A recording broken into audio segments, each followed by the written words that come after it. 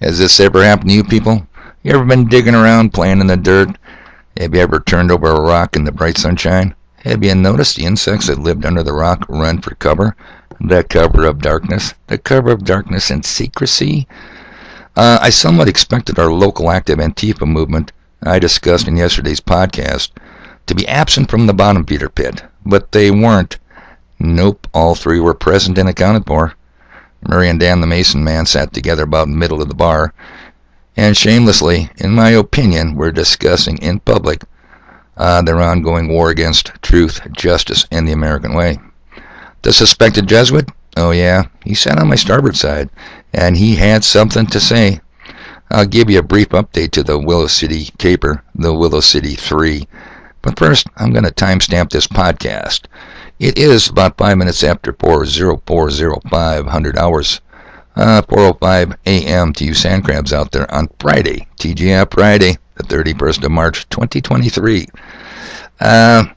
Yesterday's podcast took over 5 hours to clear YouTube's check policy. That's a first for me, people. With over 650 podcasts behind me, not one ever took longer than 10 to 15 minutes, aggravating as long as that appeared to be, except yesterday's. Now, am I suggesting a conspiracy? Are the Willow City 3 that powerful? Was the content of yesterday's podcast too sensitive?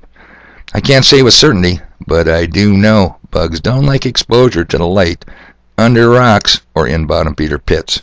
You have to decide and call that one. The suspected Jesuit, on top of calling me a slew of dirty names, repeated death threats against me.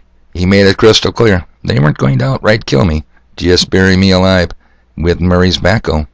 And Murray confirmed it when I left yesterday and passed him and Dan the Mason man. Quote unquote, people, the backhoe is running, Murray said. Now, it wasn't the death threats that surprised me. What surprised me is Murray owns a backhoe. You do work with a backhoe, and that lazy bastard hasn't done one day's work in his whole life. Unless you call whining and mooching work. He is very good at both of those. He must have stole that backhoe for his kid. Murray doesn't pay for anything. And I failed to look at the size of his free drink chips pile. I can only hazard a guess. There were probably many of them. Now, Dan the Mason man was eerily silent, and his silence spoke volumes to me, people. Oh yeah, I can read Mason's minds. Don't doubt me on that for a second. Those guys, in my opinion, are up to no good, and I'm going to keep an eye on them. I got the light. Now, there was a couple of other disturbing things about the bottom feeder pit yesterday. The local Antifa terrorists have some local public support. More than one person, other than the Willow City 3, told me to mind my own business and leave those guys alone. I have credible witnesses to everything yesterday. Lieutenant Commander McHale was sitting next to me, port side. Our local Dick Clark, I just call him Tom. Tonight, the guy never gets old in ages. He was standing behind me. They can name names if they want to, but not me. I don't name names. Your secrets are truly safe with me. Hot Betty was there too, along with Punky, but I never got a chance to ask them what they heard.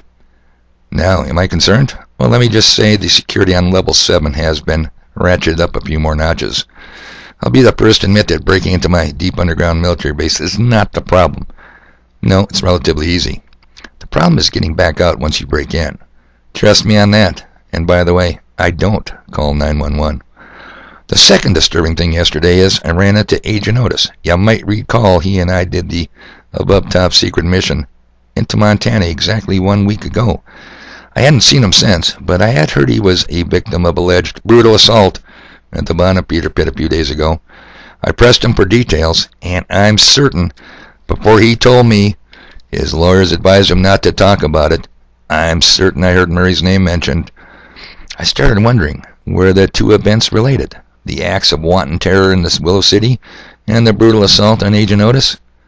That I don't know yet, and I'll admit when I don't know something, people. But isn't it strange? I thought I heard Murray's name mentioned, and Montana is, after all, Murray's playground. If you, not you, get my point.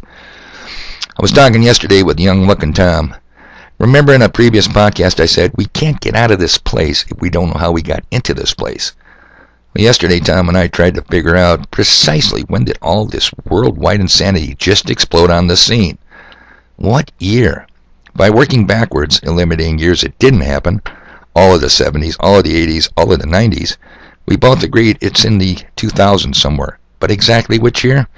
We're working on that, so stay tuned, sport fans. We'll give you an update when we find one. Now, assuming there's no update on the local Antifa crew, the Willow City 3, and I'm not buried alive yet, the next podcast deals with the days of Noah. Oh yeah, we need to know about them people, and why they so desperately want our 2-strand DNA. I stressed a 2 there, and there's a reason for that.